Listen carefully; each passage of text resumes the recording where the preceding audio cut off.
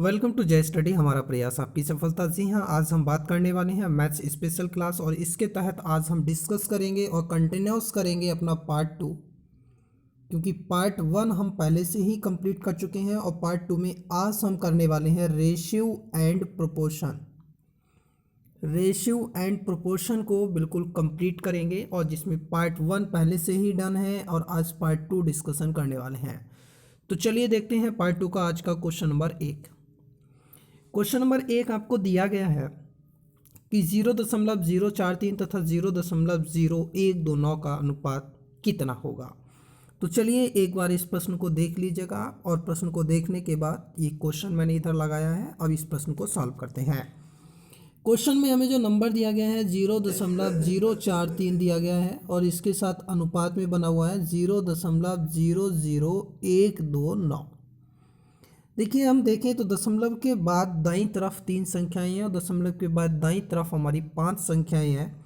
अब जब हम ये दशमलव हटाएंगे यहाँ से तो हमारे साथ इधर पे 2 संख्याएं रहेंगी, उसके बाद दशमलव रहेगा, यानी 129 के अपॉन में 2 जीरो रह जाएंगे।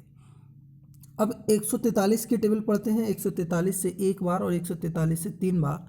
इस 100 की गुणा इस एक के साथ करेंगे तो कितना हो जाएगा 100, और एक की गुणा 3 से करेंगे तो हो जाएगा 3, यानी कि अपना जो वैल्यू हो जाएगा option number D 100:3 is right answer. तो आइए इसी के साथ अगले प्रश्न पर चले आते हैं। नेक्स्ट क्वेश्चन को ध्यान दीजिए। अगला प्रश्न हमसे क्या कहता है उस चीज़ को भी अवश्य ध्यान दें और प्रश्न को समझते चलें। और क्वेश्चन नंबर 2 को देखिएगा।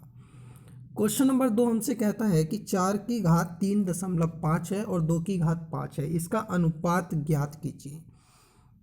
देखिए मैं आपसे कहना चाहूँगा कि 4 की घात 3.5, 4 को हम लिख सकते हैं 2 की घात 2 और 3.5 को लिख सकते हैं 7/2। अनुपात 2 की घात हमें यहाँ मिल रहा है 5। इन दोनों को सॉल्व कर लेते हैं। देखिए घात में अंश और हर में 2 लिखा हुआ, ये कैंसिल हो जाएगी, वैल्यू बचेगी 2 की घात 7 अनुपात 2 की घात 5। अब देखिए इधर 2 की घात 7 है और इधर 2 की घात 5 है। अगर हम यहाँ से इसे सॉल्व करेंगे तो 2 की घात बचेगी 2 और इधर बचेगा अनुपात 1, और 2 की घात 2 का मतलब कितना होता है 4:1, और इस टाइप का जो हमारा वैल्यू हो जाएगा that is option B is the right answer.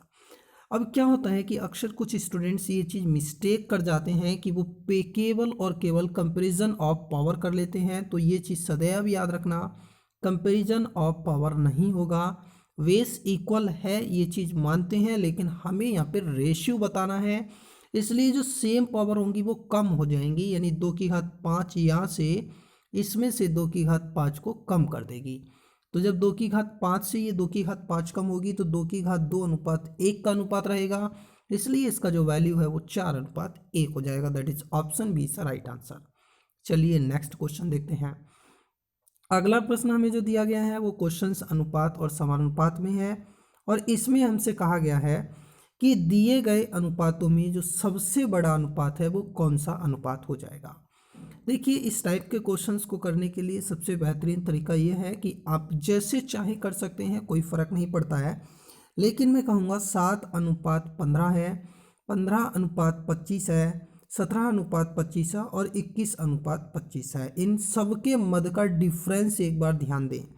अगर मैं कहूँगा 7 और 15 का अंतर तो होता है 8, 15 और 25 का अंतर होता है 10, 17 और 25 का अंतर होता है 8 और 21 और 29 का जो अंतर हो जाएगा वो रहेगा 8। अब एक चीज़ आप याद रखना, डिफरेंस लगभग लगभग हमें यहाँ पे सभी का नियरेस्ट मिल रहा है। तो इस प्रकार के केस में जो हमें करना है वो चीज़ सदैव याद रखना कि जिसका अंश अगर मैं आपसे कहूँगा कि बड़ा हो तो उस नंबर के लिए क्या हम कह सकते हैं कि उसका अनुपात सबसे बड़ा होगा।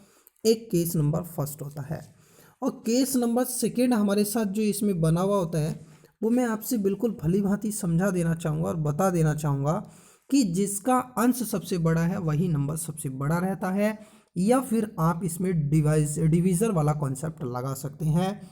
दैट इज 7 को भाग करें 15 से, इसका वैल्यू सॉल्व करें। एज वेल आपको 15 को भाग करना है 25 से, इसका वैल्यू आप चेक करें। नेक्स्ट मैं कहूँगा कि 17 को भाग करें 25 से, इसका वैल्यू चेक करें। और 21 को जब आप डिवाइड करेंगे 29 से तो इसका वैल्यू चेक कर लें।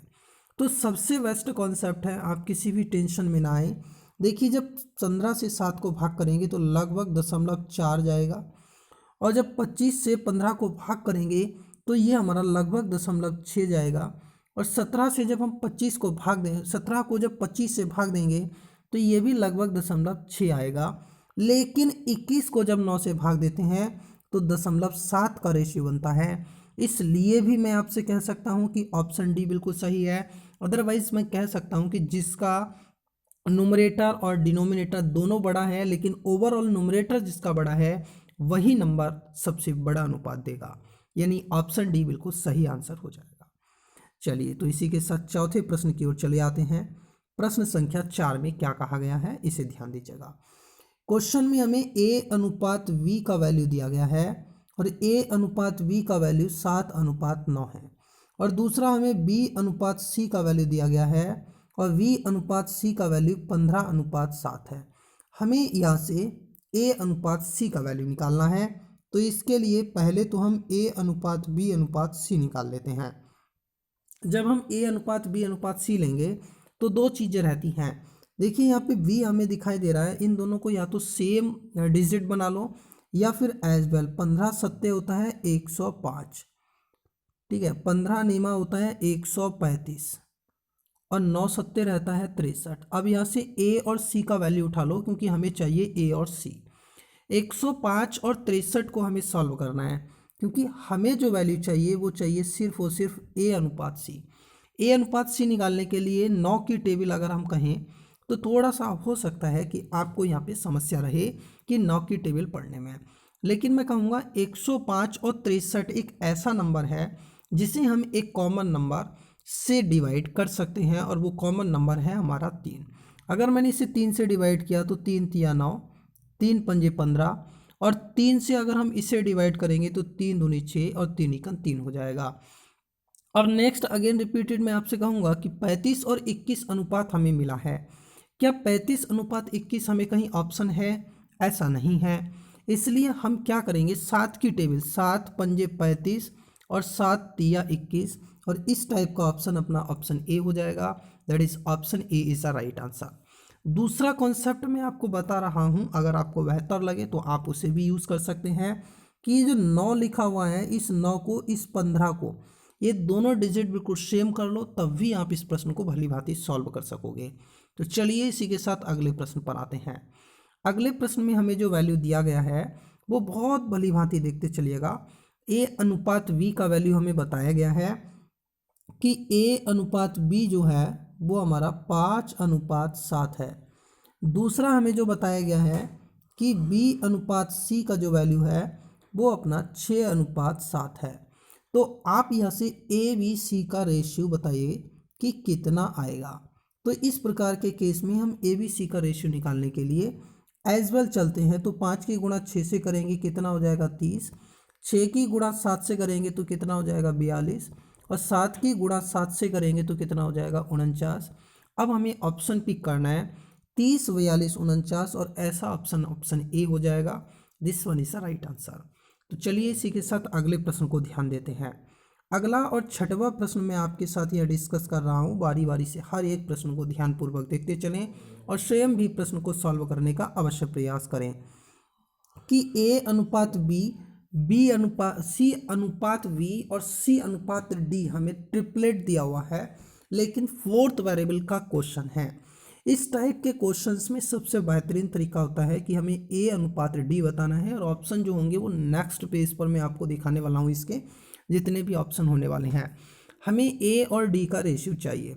अगर इस प्रकार की केसेस आपके साथ बन रही है तो आप कुछ ना करें, जैसे बनाते हैं वैसे ही बनाते चलें। मैंने आपसे सबसे पहले कहा कि a अनुपात b जो है वो 3:5 है। ये c अनुपात b को b अनुपात c में चेंज कर लीजिए। इसे b अनुपात c में जब चेंज करेंगे तो ये हो जाएगा 2:3।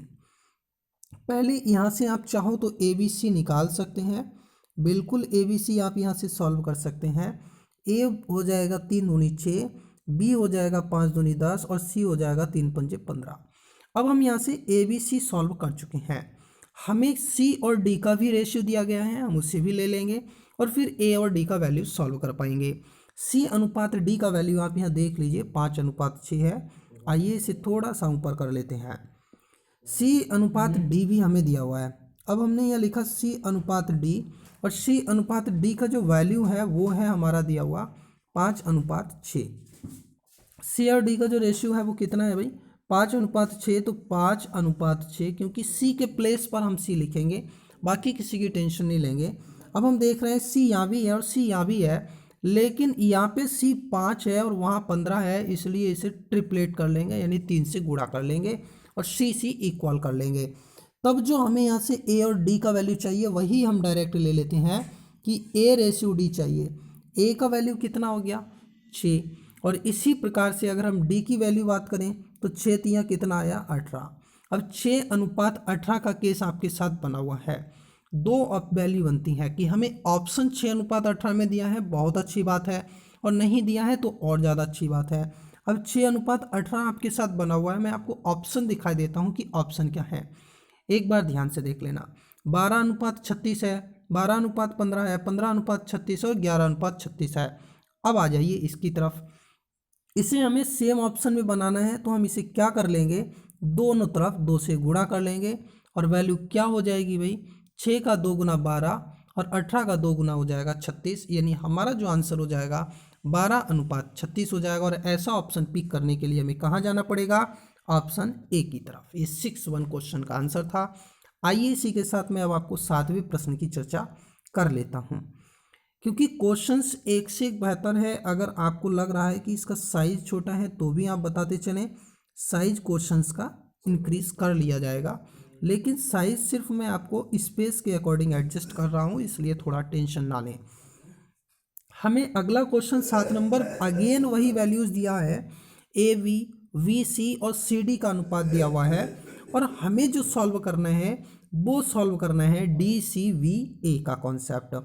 तो आइए मैं आपको एक बार ध्यान दीजिएगा, प्रश्न सॉल्व करता हूँ 7 नंबर के लिए, और क्वेश्चन को बहुत धैर्य के साथ देखें, किसी भी प्रकार की जल्दबाजी करने का प्रयास ना करें। प्रश्न भली भांति आप देख पा रहे होंगे और समझ भी रहे होंगे। तो चलिए ए अनुपात बी ले लेते हैं। ए अनुपात बी का जो वैल्यू हमें दिया गया है वो है 1:2। ए अनुपात बी कितना है, 1:2 है। और बी अनुपात सी की जब मैं चर्चा आपसे कर रहा हूँ तो बी अनुपात सी का वैल्यू हमें 3:4 दिया गया है। सबसे पहले मैं आपसे कहूँगा यहाँ से ए बी सी का रेशियो निकालना सीख लीजिए। ए बी सी यानी 1 गुणा 3 होता है 3, 3 गुणा 2 होता है 6 और 4 गुणा 2 होता है 8। ये ए बी सी का रेशियो हमारा आ गया निकल के। अब मैं आपसे कहूँगा कि जब ए बी सी का रेशियो आ गया तो सी के साथ डी और सी का भी यहाँ पे वैल्यू ले लो। तो देखो जब मैं यहाँ सी और डी रखूँगा तो सी का वैल्यू है 5 और डी का वैल्यू है 6। अब हम इसे बैलेंस कर लेते हैं। बैलेंस कैसे करना है, कहाँ से करना है, कब करना है, वो सब चीज़ें एक बार समझ लेना, चीज़ों को देखते चलना। बैलेंस करने का अर्थ होता है सी ऊपर 8 मुझे नज़र आ रहा है तो नीचे भी मुझे 5 को 8 के एडजस्ट करना है और 8 को 5 के एडजस्ट करना है। तो मैं कहूँगा इस वाली इक्वेशन को गुणा करते हैं 5 से और इस वाली इक्वेशन को गुणा करते हैं किससे, 8 से। तो 8 पंजे 40, 8 पंजे 40 इक्वल हो जाएगा। यानी कि अब मुझे डी अनुपात सी अनुपात बी अनुपात ए लिखना है ना, इसलिए मैं रिवर्स से लिखता चलूँगा। 6×8 48 अनुपात 8 पंजे 40 अनुपात 6 पंजे 30 अनुपात 3 पंजे 15। 48 अनुपात 40 अनुपात 30 अनुपात 15 का हमें ऑप्शन पिक करना है। आइए मैं आपको इस प्रकार के ऑप्शन है या नहीं है वो दिखाई देता हूँ। 48 अनुपात 40 अनुपात 30 अनुपात 15, और वो हो जाएगा अपना option number D. This one is the right answer. उम्मीद करते हैं कि हो सकता है आपको लग रहा हो प्रोसेस लेंथी चल रहा है, बिल्कुल भी लेंथी नहीं है, सिर्फ और सिर्फ चीज़ें लिखनी पड़ रही हैं, इसलिए मुझे आपको समझाने के लिए लेंथी बनाना पड़ रहा है। वाकई कोई मैटर नहीं होता है, क्योंकि जब हम ऑन स्क्रीन होते हैं यानी कि सीधे सीधे अगर हम बोर्ड पर होते हैं तो कोई दिक्कत ही वाली बात नहीं होती है, क्योंकि आप हमारी भावनाओं को समझ सकते हैं। लेकिन यहाँ पे हमें आपको इंटरफेस करने के साथ समझाना होगा, इसलिए चीज़ों को धैर्य के साथ समझते चलें। ऑप्शन डी आंसर हो जाएगा। 8वां प्रश्न आपके साथ बना हुआ है, कि P अनुपात Q अनुपात R का वैल्यू आपको दिया है, तो P अपॉन Q अनुपात Q अपॉन R अनुपात R अपॉन P चाहिए। देखो हमें P अपॉन Q चाहिए, तो P का वैल्यू 4 है और Q का वैल्यू 5 है, हमने यहाँ रख लिया। Q का वैल्यू 5 है, R का वैल्यू 6 है, हमने यहाँ रख लिया। अब सेम वैल्यू हम आए तो R का वैल्यू हमारा 6 है और P का वैल्यू हमारा 4 है, हमने यहाँ रख लिया। इनका ले लेते हैं एलसीएम। 6 गुणा 4 गुणा 5, ये 3 नंबर्स आपको नज़र आ रहे हैं। इसका एलसीएम लेते हैं 60। 60 एलसीएम लेने पर क्या होता है, 5 से 60 को काटने पर जाता है 5, 12 पंजे 60, 12 की गुणा जब 4 से करेंगे तो 12 चौक बनेगा 48। 60 को जब 6 से काटेंगे आएगा 10, 10 की गुणा 5 में करेंगे तो हो जाएगा 50, और 60 को जब 4 से आप डिवाइड करेंगे तो जाएगा 15, 15 छः हो जाएगा 90। दैट इज आपका जो आंसर हो जाएगा वो हो जाएगा option number D, this one is the right answer. तो चलिए इसी के साथ अगले प्रश्न पर चलते हैं। अगर सेशन पसंद आए तो लाइक करके साथियों के साथ शेयर करना बिल्कुल भी ना भूलें, और प्रथम बार जुड़े हों तो चैनल को सब्सक्राइब करके बेल आइकन भी अवश्य ऑन कर लें, ताकि नेक्स्ट जैसे ही कोई सेशन आपको प्रोवाइड किया जाए तुरंत आपको नोटिफिकेशन मिल सके। क्वेश्चन नंबर 9 मैं आपके साथ यहाँ पे करने वाला हूँ। बिल्कुल धैर्य के साथ प्रश्न को देखते चलें और चीज़ों को समझने का अवश्य प्रयास करें। और क्वेश्चन देखिएगा, एसएससी एलडीसी 2005 का पूछा गया प्रश्न है, बहुत बेहतरीन क्वेश्चन है। 1/x ratio 1/y ratio 1/z is equal to 2 ratio 3 ratio 5 है, तो एक्स वाई जेड चाहिए। हम क्या करते हैं, 1/x 1/y 1/z है तो इसे एक्स वाई जेड बना लेते हैं, और जो रेशियो हमें दिए गए थे वो हम रिवर्स कर देते हैं। बोले तो 1/3 1/5 और 1/2 वाला हो जाएगा।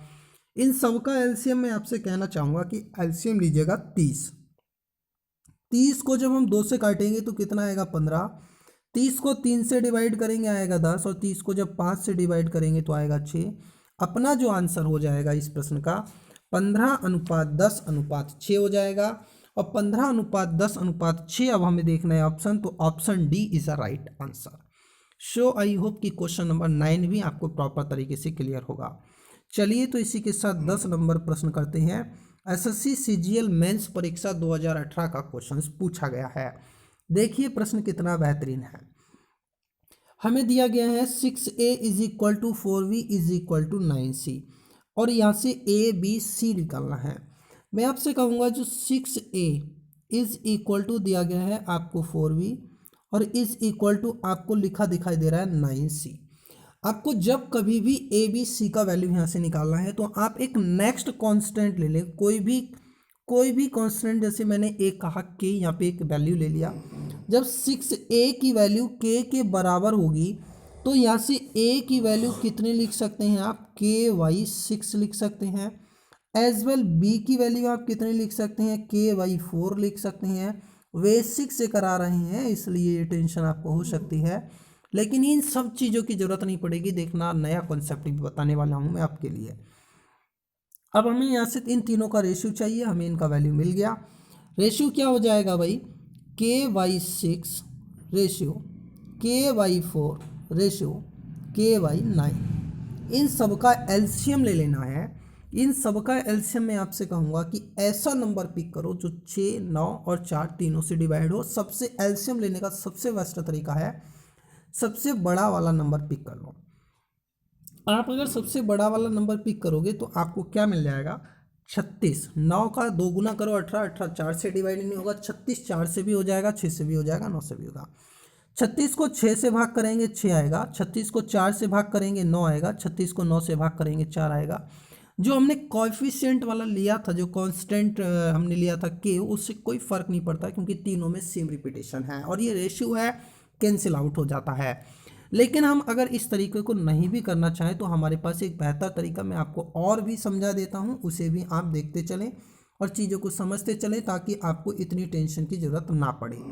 क्योंकि के मानना, उसे सॉल्व करना, ये थोड़ा सा स्वयं के लिए कॉम्प्लिकेटेड हो जाता है। समझिएगा क्या करना है। अगर आप कुछ भी नहीं मानना चाहते तो आपको क्या करना है, आपको यहाँ नंबर दिखाई दे रहा है 4, 6 और 9, इनका एलसीएम डायरेक्ट ले लो। एलसीएम आया 36, 36 को 6 से भाग करो तो 6 आएगा, 36 को 4 से भाग करो 9 आएगा, 36 को 9 से भाग करो 4। ये आपका ए अनुपात V अनुपात C का वैल्यू आ गया। और 100% मैक्सिमम 10 सेकेंड में आप इसे कर सकते हैं। लेकिन आपने कैसे पढ़ी है चीज़ें, कैसे सीखी हैं, वो आपके ऊपर डिपेंड करता है। सो आई होप कि सभी की सभी चीज़ें आपको प्रॉपर तरीके से क्लियर हो गई होंगी। कहीं भी कोई तकलीफ होती है तो कमेंट सेक्शन आपके साथ खुला हुआ है, आप कमेंट बॉक्स में अपनी प्रतिक्रिया दे सकते हैं और सेशन को लाइक करके साथियों के साथ शेयर करना ना भूलें, क्योंकि sharing is caring. Next session अगर इसी टाइप के और भी चाहते हैं तो कमेंट बॉक्स में अपनी प्रतिक्रियाएं अवश्य देते रहेगा, और प्रथम बार जुड़े हो तो चैनल को सब्सक्राइब करके बेल आइकन दबाना बिल्कुल ही ना भूलें। तो नेक्स्ट टाइम एक नेक्स्ट एपिसोड के साथ फिर से जुड़ेंगे। फिलहाल आज के लिए इतना ही। Thank you for watching this session. जय हिंद, जय भारत।